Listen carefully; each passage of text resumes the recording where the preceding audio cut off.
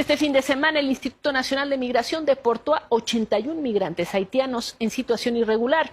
Se encontraban recluidos en la Feria Mesoamericana en Tapachula, Chiapas. Pero créame, no fue una deportación sencilla. Ya estando adentro del avión, 30 migrantes se amotinaron. Juan Álvarez tiene la información.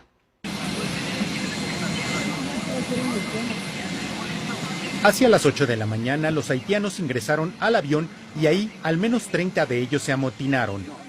Se enfrentaron con elementos del Servicio de Protección Federal, quienes iban acompañados de la delegada de Migración Yadira de los Santos y otros agentes migratorios, quienes al entrar a la aeronave para controlar a los haitianos fueron recibidos a golpes y mordidas.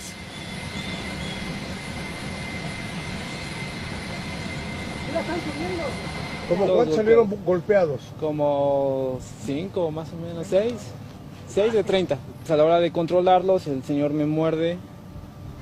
A la pista de aterrizaje ingresaron 2 ambulancias, 3 vehículos de migración y elementos de la Guardia Nacional. Tras controlar a los haitianos, bajaron de la aeronave los 30 migrantes que provocaron los disturbios. De ellos son 30 los que bajaron. ¿Los que bajaron? ¿Cuántos se van? Me parece que 100, entre 100 y 120.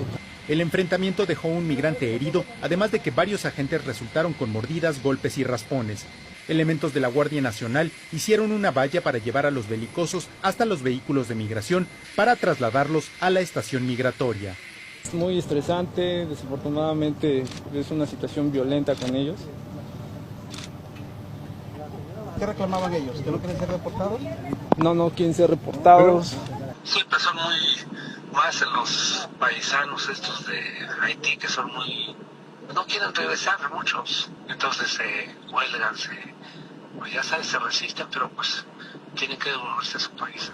Luego de 4 horas de retraso y una vez controlada la situación, el Boeing 727 de la Policía Federal levantó vuelo hacia Puerto Príncipe con los 81 migrantes a bordo.